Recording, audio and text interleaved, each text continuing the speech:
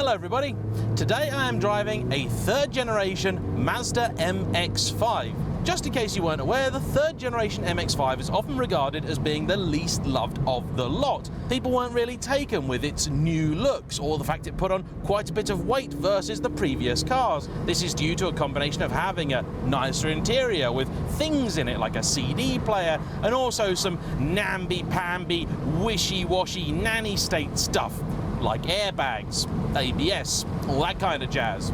They also sit unusually high and the earlier cars do look a little bit gawky. The later cars do look, I think, quite a bit better. This is an example of those. Despite having a 55 plate on it, this is actually a 2009 car. I got the chance last year up in Scotland to sample a third generation MX5 and I have to say, I actually really rather enjoyed it.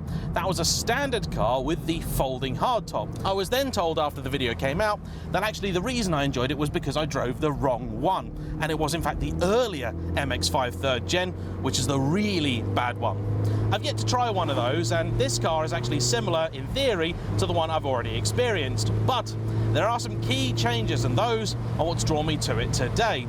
This car has been fitted with a couple of the usual mods, so it's got some eye-back lowering springs making it sit nicely, and it's also got an upgraded anti-roll bar at the front.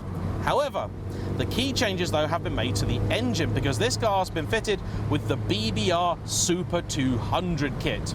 This is a 2-litre car, so from factory it made a slightly disappointing 160 horsepower and about 140 pound-feet of torque.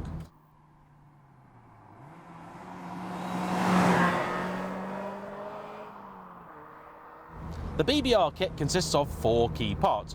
You get an uprated high-flow panel air filter, you get a 4-into-1 manifold which you can choose either with or without a catalytic converter, and if you want the car to be MOT compliant these days, you have to get the one with the cat in, but BBR say the performance difference is minimal. You then get uprated intake and exhaust cams, so some proper old school tuning, and finally a map to take advantage of all of that. You also get some badges to put on the car if you so desire, and you used to get BBR exhaust tips too, which they no longer supply because they realised that nearly all the exhaust tips on all the old cars are basically welded in place and impossible to remove, so they gave up with that. The cost of all this is surprisingly reasonable for what's actually quite a bit, £2,150 or thereabouts, and the gains are surprisingly healthy too. Considering naturally aspirated cars are widely regarded as being somewhat difficult to get extra ponies out of, this car now puts out nearly 50 horsepower more than original. With a later generation NC, BBR claim about 205 horsepower, that's flywheel power, at 7,750 RPM. Earlier cars make a few horses less at quite a few RPM less. Torque is then up by about 26 pound-feet, bringing it up to about 167, and that's actually at a lower figure than the regular car as well. So the idea is you've got more power, more torque, more of the time, and as the car actually handles pretty well out of the box, this should be more or less the perfect B-road car. It in fact replaces a BMW M2 for its owner Andrew, who has a small YouTube channel called The Car Doc.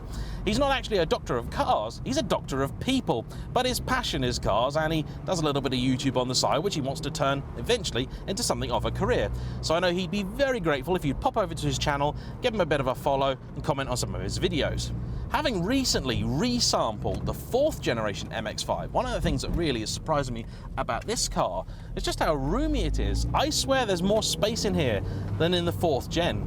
Yes, that's a little bit better put together, feels a little bit nicer again inside, especially the anniversary edition that I drove, but honestly, this doesn't feel anywhere near as cramped. The steering in that car also was something of a disappointment, and I was pretty sure not as good as I recalled the 3rd gen being. The engine, however, was very impressive because this was the later revised version of the 2-litre which put out 184 horses, so actually slightly less than this car should now be making.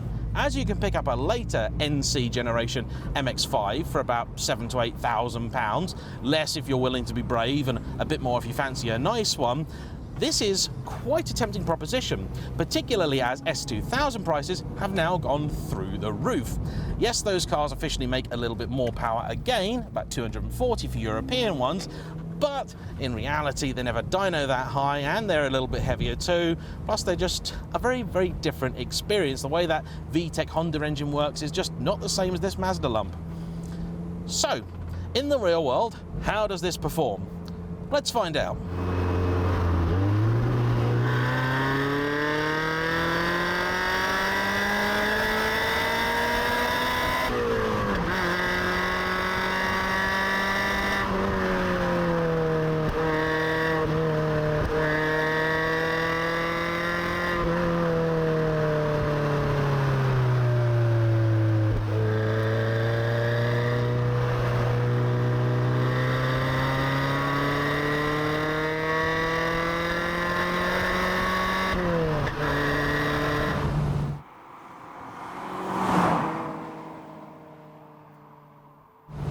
It's absolutely flippin' marvellous.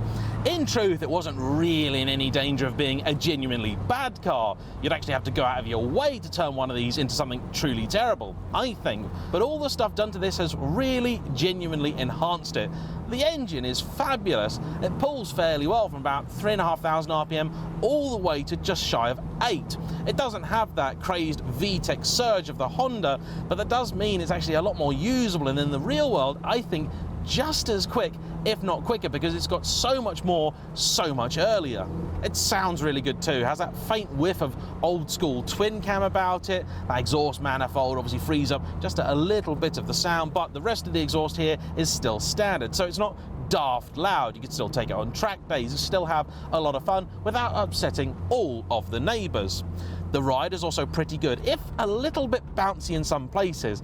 I think if I were to have one of these, I'd probably prefer to go for a complete coilover setup rather than just putting some lowering springs on, but the ride is certainly not ruined, and in fact, at low speed where some of these things can come undone, it's still really very pleasant and exceedingly well damped.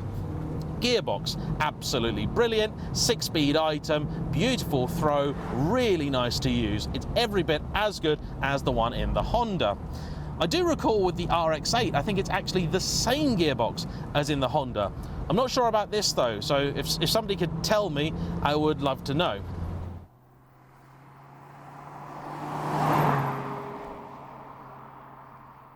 BBR are generally very well known for their turbo kits for the MX5. However, for me, turbocharging a car like this is simply a very quick way to ruin it, because I think these are all about their response, their interaction, their delicacy. Sticking a turbo on this really is going to be using a sledgehammer, where a scalpel would have been a much more appropriate tool. I'm sure there are people out there who just want the fastest thing they can get for the least money, and that's going to give you a lot more ponies for your pennies. However, this to me is just a better way to do things, and for just over 2,000 quid, it's a bargain, an absolute bargain. NA tuning rarely yields such promising results, and this probably tells you just how much Mazda were really playing it safe with this engine. I heard a story recently that with the 4th gen MX5, Mazda actually planned not to release it with the 2-litre. They based the entire car around their little 1.5. However, it was pointed out to them by the people in America that nobody over there was going to buy a sports car with a 1.5-litre 4-cylinder. And so the 2-litre had to be thrown into service at the last minute, which is why it was quite so weedy out of the box. Steering feel in here definitely seems somewhat improved over the ND. Actually moves around with you quite a bit.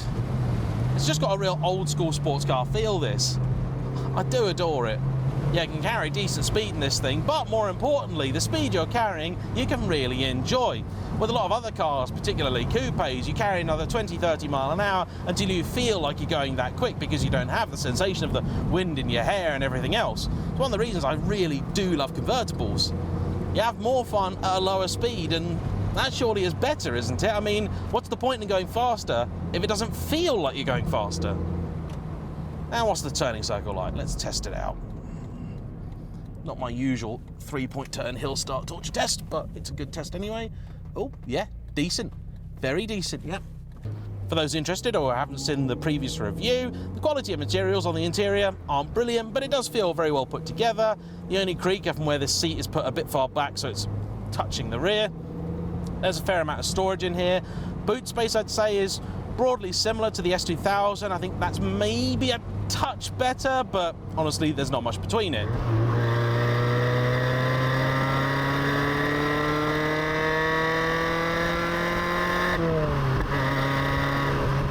This car is perfectly judged in more or less every single way for this kind of road. The size of it, the speed of it, the response, the feel, the comfort, the noise, it's absolutely perfect. And in case 200 horsepower is not quite enough for you, there are ways of getting even more out of this before you go forced induction, because BBR offer their Super 225 kit. That's about another £2,000, and the big change is the addition of some throttle bodies. That should improve the sound, maybe even the response, although it's pretty good as is, and gets you, as you might guess, about another 20 horsepower.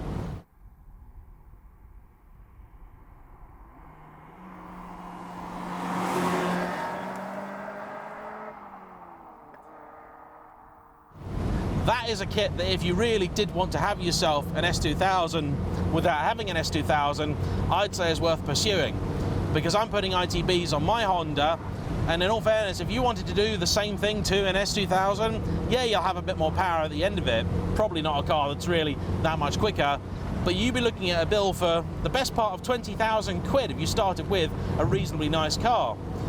Do it to an MX5 though, you pay just over half that, or if you spent the same money, you wind up with a base car that is considerably newer. You could get one of the very last of line NCs, and they're very fine things. That's just 5,000 RPM, and it already sounds absolutely magnificent. Rev it all the way out, and it's glorious. Allow me to demonstrate once more.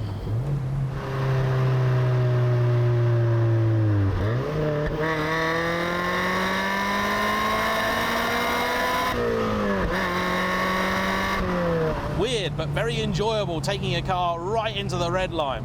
I'm not sure what it is that's different between this and the earlier car, but it's a near 500 RPM difference in red line between the two. Only the 2 horsepower, like I said, but evidently there must be some changes beyond what BBR do to mean that the old ones just can't go quite as far as these.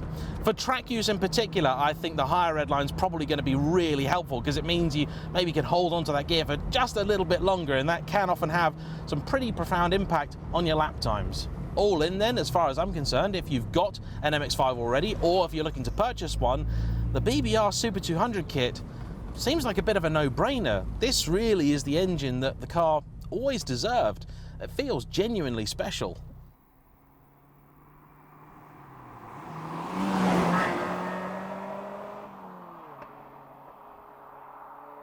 BBR are also a fairly well-known brand, and when it comes to these things, by putting known parts on your car means you may be able to recoup some of your investment come sale time too. This car was actually purchased with the kit in place, so unfortunately I can't tell you much about the whole process of getting it installed, but with the amount of work done, it should be fairly simple really. BBR can also do you deals if you've already got one of their packs and you want to upgrade further. You don't have to pay full price because you've probably got some of the parts you need already. In my last video, I think I might have talked about the possibility of buying an MX5 instead of a Boxster for some people, because the Boxster is a car that's going to come with definitely higher running costs and various other issues. But as standard, the Mazda is certainly short on firepower. This, though, really does fix that problem, and although the Boxster will always be better in certain ways, the noise, ludicrous amount of storage, and it does have a nicer, more prestigious badge and slightly better interior too, but if the pace, the feel, and the way it goes down a road is what matters to you, this, I think, is the better value car. So a huge big thank you to Andrew for bringing his car out today. Don't forget to check out his channel, The Car Doc, on YouTube. This car itself may be up for sale soon because he is going to be emigrating in a few months. And if that happens, I'll try and put the link up at the time. But for now, don't forget to comment down below, like, subscribe if you haven't already, and we'll see you for the next one. Bye-bye.